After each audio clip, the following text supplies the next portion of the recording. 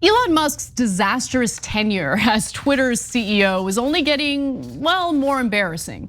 Now, this weekend, he tried to pick a fight with Senator Bernie Sanders and actually got humiliated by the website he overpaid for. Elon's beef with Bernie requires a bit of context, so let's give you that context and then we can get to this battle. Last week, someone was able to impersonate pharmaceutical company Eli Lilly, which is one of the 3 manufacturers and suppliers of insulin in the United States. Now, using a blue check that they bought for just $8, they tweeted the following: "We're excited to announce insulin is free now." Now, this is not the actual Eli Lilly Twitter account, and the actual company with its actual Twitter account had to clear things up by tweeting, "We apologize to those who have been served a misleading message from a fake Lilly account. Our official Twitter account is LilyPad," which, I mean, Eli Lilly and Co is probably a better Twitter handle, but nonetheless, okay, fine, LilyPad, that's them.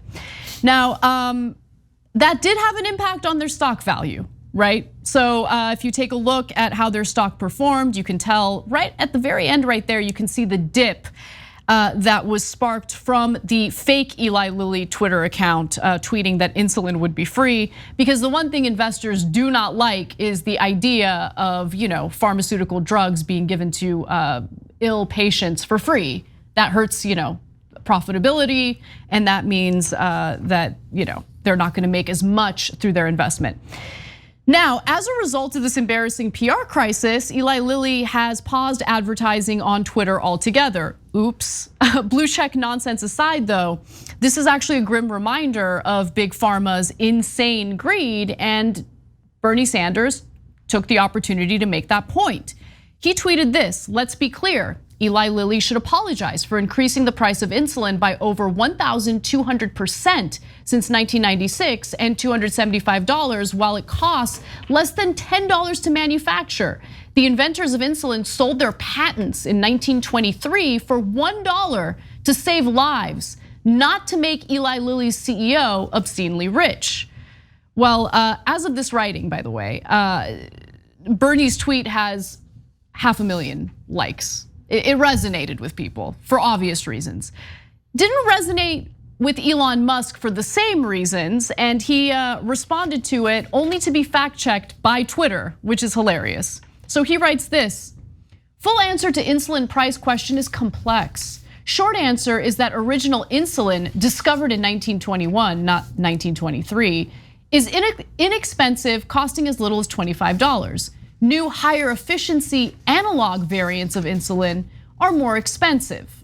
Okay, and if you can notice, he was fact checked. Okay, readers added context. They thought people might want to know. A RAND study in 2020 found that in the United States, the average price of a standard unit of insulin analog is $99.94, but is in non-US OECD countries, the average price is $9.32. We all know Americans get price gouged. Real quick side note though, Bernie didn't say that insulin was created in 1921. He said that the patent was sold in 1923, so his correction of Bernie Sanders made no sense, but that's just a small side note. I just love how Elon Musk got fact checked by the website that he overpaid for, to the tune of like $22 billion. At least. At least, yeah. Maybe the whole $44 billion. Oh, that's a different story. All right, so a couple things here. Number one, Elon Musk is defending Eli Lilly for 2 reasons. First, when that wrong tweet cost them $15 billion in market cap, there was an excellent chance that they were going to sue Elon Musk and Twitter and win a ton of money.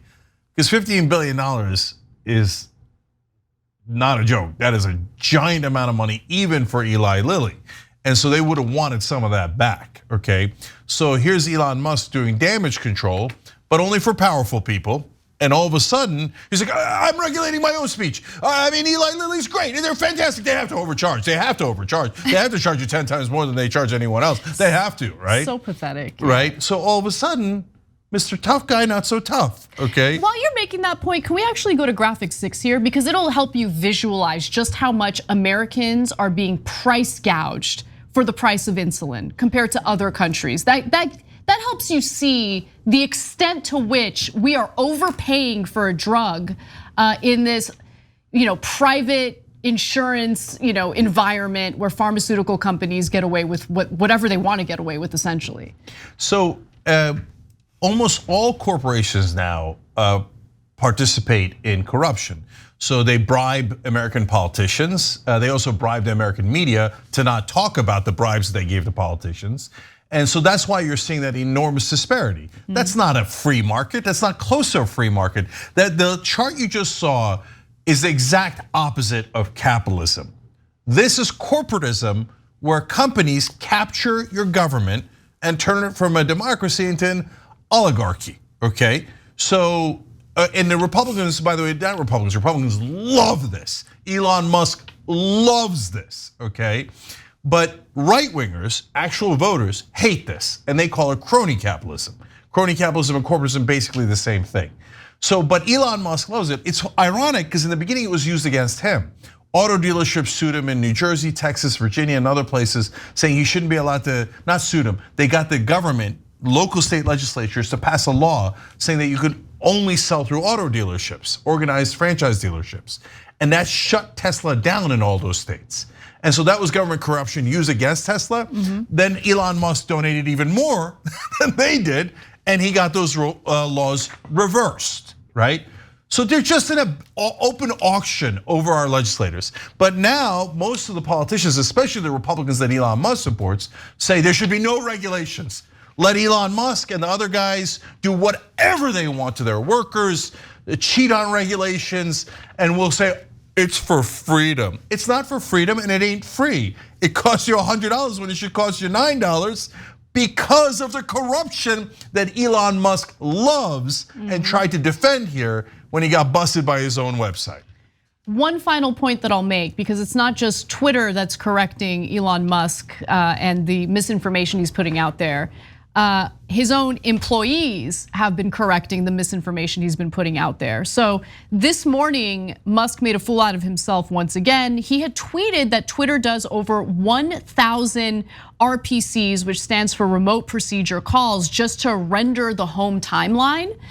People have been complaining about how buggy the timeline has been on Twitter, probably because he's fired a ton of people. And a man by the name of Eric Fornhofer tweeted this: "I have spent 6 years working on Twitter for Android and can say this is wrong," he tweeted.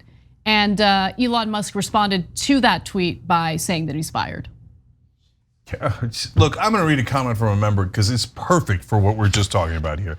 Thomas Anakin wrote in on Twitch, Elon was never a genius. He was a savvy businessman who was born with a head start. It's true, his father owned emerald mines. And now that he's a success, isn't even smart enough to keep his ego out of his business to keep making money. 100% true. His ego is so overinflated. He's like, oh, you're working on something important for my company, but you hurt my feelings a little bit. You're fired, right? Bernie Sanders is saying something that's obviously true, but it hurts my feelings. I'm gonna tweet against you, and I'm gonna try, everybody vote for Republicans, okay? Etc. Why? Because Elizabeth Warren hurt my feelings. And this whole purchase of Twitter was one giant ego exercise. It's gonna be historic, guys. It's gonna be the biggest ego trip of all time, because there's a price tag on it. That ego trip is gonna cost them anywhere from $35 to $44 billion. Jesus. Enjoy. Yep.